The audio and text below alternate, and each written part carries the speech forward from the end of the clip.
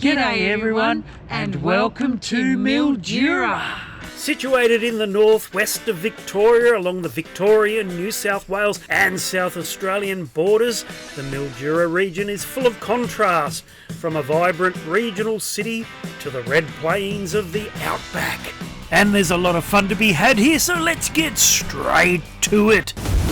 So what can you do in Mildura? Well, there's plenty. So Jackie and I left our beautiful campsite by the Murray River in Wentworth and we headed to Mildura. It was only about 40 minutes away.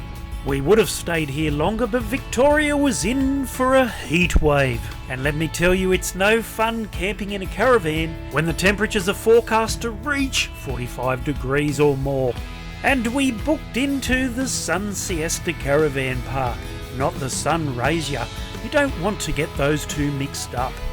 So the first thing we did was have the ram serviced at Davison Motors. They did a fantastic job and they even washed the ram. Then Jackie and I checked out the Mildura RAF Museum. Here you'll find a rich history of RAF memorabilia and displays relating to the activities of 20TU and other wartime operations.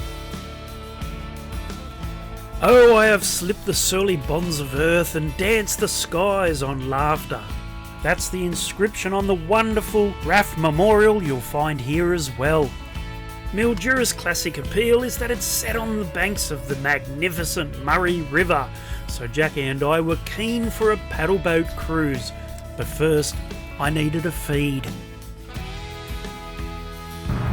I'm going to try and have some lunch at the Working Man's Club, but I'm not sure if they'll let me in because I'm not really a working man. They kicked me out. Can't get lunch here. Well, there's more than one way to skin a cat, because not only is Mildura full of charm, it's also full of culinary delights. Not to mention a rich history and culture, which is why Jackie and I headed over to the Mildura Arts Centre. Here you can not only check out what's on display, but you can also learn about Mildura's rich history, the history of the Chaffey brothers. Because here at the Arts Centre you'll find the famous Rio Vista Historic House. And it was built by George Chaffey. The Chaffey brothers, George and William, arrived in Mildura in 1886, where they established the first irrigation scheme in Australia. Following great success with irrigation in California, the Chaffey brothers, originally from Canada, had been approached by Victorian Premier Alfred Deakin, who was under pressure to open up more land for farming and settlement. The construction of Rio Vista began in 1889, and the Spanish-style name means Riverview, and reflects the Californian influences found in the Queen Anne-style house. Well, Jackie and I headed back to the Sun Siesta Caravan Park all excited because tomorrow we were going on a paddleboat cruise. All aboard. The paddle vessel Rothbury was built in 1881 at Gunbower, Victoria, on the Murray River. Built as a large and powerful towboat, employed in towing barges for the wool and logging trade, she was well known even then to be one of the fastest towboats. After laying idle for 10 years, the Rothbury was purchased by Captain Albie Poynton in 1968 for restoration for the tourism trade.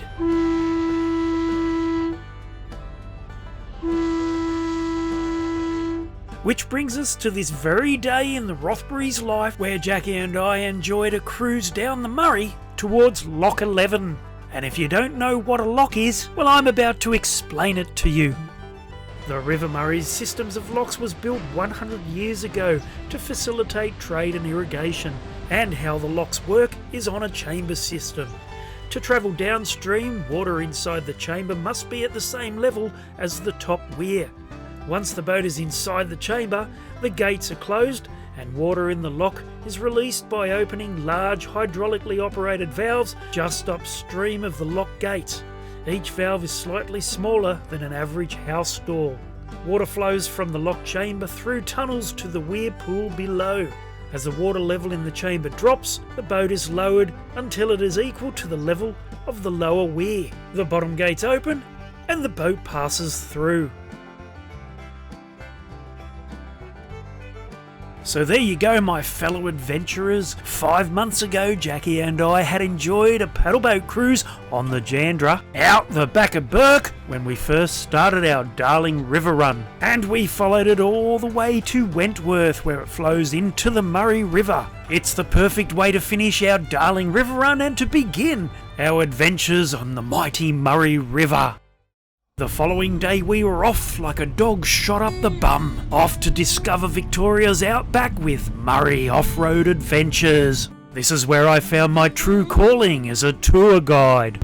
You guys in the back, over on your left, you can see some quite stunted vegetation, and that's what that is, that's vegetation.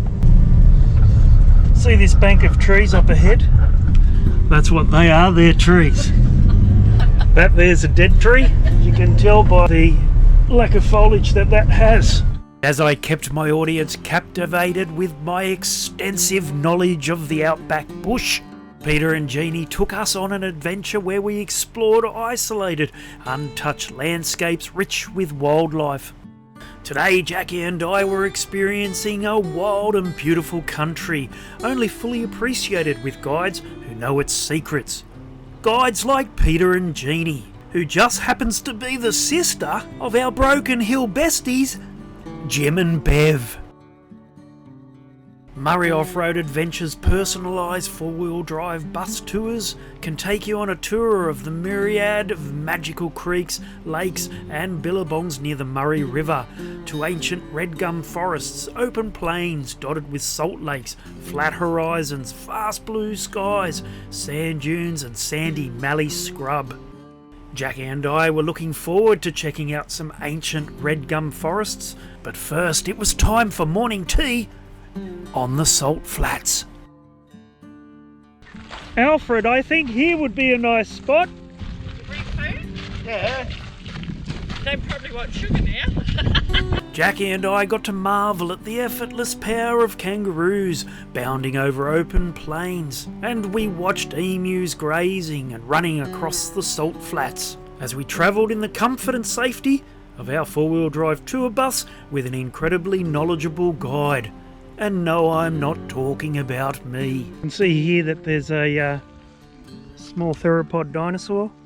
Just passed through the salt lake. With Murray Off-Road Adventures, you can discover two of Victoria's most remote national parks, Murray Sunset and Hattah, which is where we were heading after our Salt Lake adventure. Yes, we were heading off in search of giant 1,000-year-old river red gums. However, when we finally left the salt flats and hit the road into Hattah National Park, I discovered I no longer had my mobile phone. It's showing you as Lake Harding track. So what's the problem, Artist Wayne? What's happened? Well, apparently my phone has fallen out of my pocket when I opened the gate, and everyone in the car, no one told me. Nobody told me. Good one, Dad. So here we were, backtracking in search of my mobile phone in the second largest national park in Victoria, hoping and praying that it fell out of my pocket in the last place I got out of the van. Here at Murray Off-Road Adventures, they really look after you. If you lose your phone out here in the Australian scrub, they'll bring you straight back to look for it. Site number 1, just having a check. Unfortunately, we had no luck. It was time to extend our search radius by another 100 kilometres. We're running dangerously low on fuel though, so we may be walking back out. We're not sure. It's going to be touch and go. Here we are in the second largest national park in Victoria. Correct. And you have... Beautiful day. Yep. And you have misplaced your phone. Well, I would use the word lost my phone. Right. So what are we doing now? We're having lunch. And what have we been doing? Looking for my phone. Yep, so we've been backtracking all the way through the national park with our beautiful hosts. Exactly. Murray Off-Road Adventures! Yoo! Haven't found the phone yet. Not sure if they'll get a 5-star review yet. After a beautiful lunch, our search continued. Where we're heading next on the Murray Off-Road Adventures will be our last hope for finding my phone. Here at Murray Off-Road Adventures, you get to do the tour twice for the price of one. And right back at the very first place we stopped for morning tea, I found it. Yes! Here at Murray Off-Road Adventures, if you lose your phone, it doesn't matter how far they have to travel or how far out of their road they need to go, they'll help you find it. Hey! Hey! Following morning, we were up bright and early getting the van all prepped and ready for our next adventure. And last night we celebrated finding my phone by dining in the 400 Gradi restaurant in Mildura, where we met Paul and Gail, who told us all about a trip they did on a cargo ship to Cairns. It's something Jackie and I will certainly be putting on our bucket list. As for now, well, we'd left Victoria and we were once again travelling in New South Wales, heading to the beautiful Mungo National Park. Woo! Mungo National Park, which is only about an hour from Mildura, is a World Heritage wonder. Full of Aboriginal culture, it's certainly a very special place. Home to Mungo Lady and Mungo Man, the oldest known human remains in Australia. Well, we're well on our way to Mungo National Park. I've already been stung by a bee when I had my arm out the window. Can't see much of the environment. There's a lot of trucks coming through, lots of dust. Eventually we arrived at Mungo Lodge. Only a kilometre outside of the park, Jackie and I had timed it perfectly to sit down for a spot of lunch. Cheers. Then it was off to our campsite to set up, settle in and make ourselves at home. Then we made a quick dash to check out the Mungo Wool Shed with its innovative underground water tank. What a glorious evening. Just beautiful. It was quite hot when we arrived, but now it's just perfect. This place gives you a glimpse into the park's time as a sheep station. This wool shed was built in the 1800s by the Chinese, and it's absolutely amazing. Tomorrow, Jackie and I would be checking out the walls of China with our very own guide. Wife Jackie organises everything and she does it with perfection. So today we'll head out and see what's on offer out here.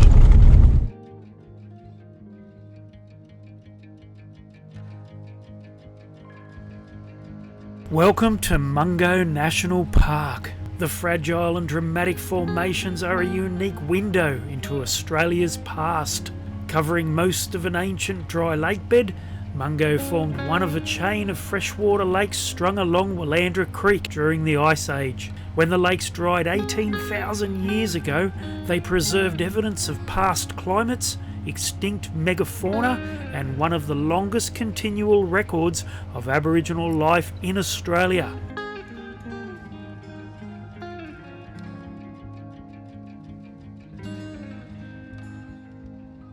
Aboriginal people have walked here in the footsteps of their ancestors since the Dreamtime, and the park contains artefacts of Aboriginal life dating back 40,000 years. The cultural and natural values of Willandra Lakes are so significant that it was added to the World Heritage List in 1981.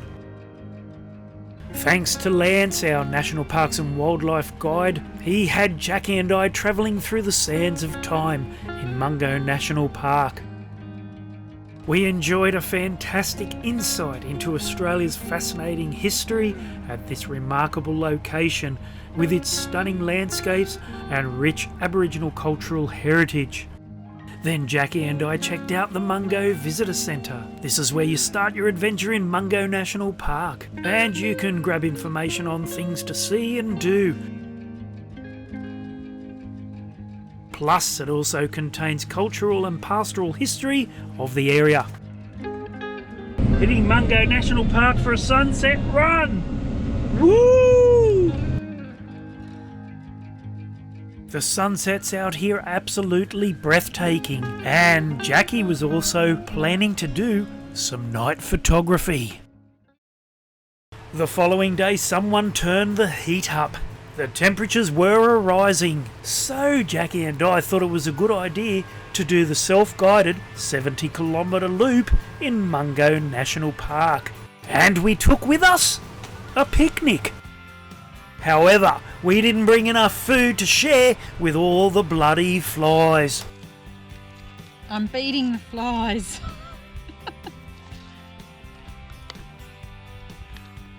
These big sand dunes behind me, you'd think that once you get over the other side, you'd see the ocean, but not out here. We're in the Australian New South Wales Outback, and they've been formed by a giant empty lake here at Mungo, in Mungo National Park. And then to our surprise, we found the remains of an old homestead. All that's left of Jacqui Homestead. The chimney that Santa Claus came down in. The underground dungeon. Now this 70-kilometre self-guided one-way loop in Mungo National Park is quite nice, but the highlight is Jacqui Homestead, and it just happens to be at the end of the 70-kilometre loop. So if you're not fussed with doing a bush run, you can access it from the main road.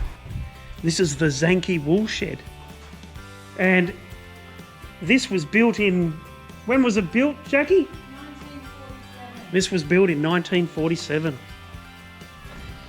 And it's amazing how cool it is in here, because outside it's like 46 degrees. Ah, the history. Just imagine living here, right next to the famous walls of China, which incidentally were named by the Chinese who worked here, because it reminded them of home. How do you top off 3 glorious nights in the magnificent Mungo National Park? Well, you do some fine dining in Mungo Lodge. The food here was absolutely wonderful. The best way to top off an already brilliant day.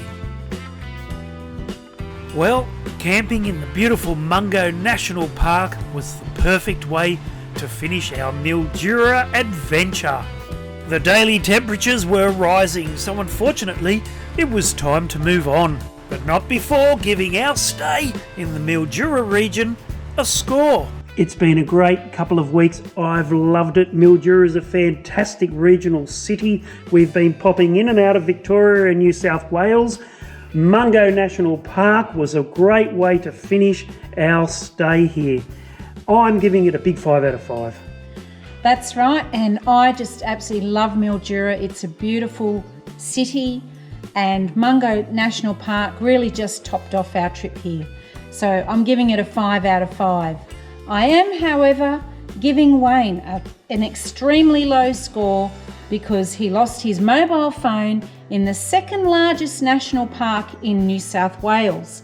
And thankfully, Jeanie and Peter were able to help us retrieve it. Murray Off-Road Adventure, they're my heroes. Anyway, that's it for now. I'm leaving you with the Australian salute. Bye for now. Bye, happy travels.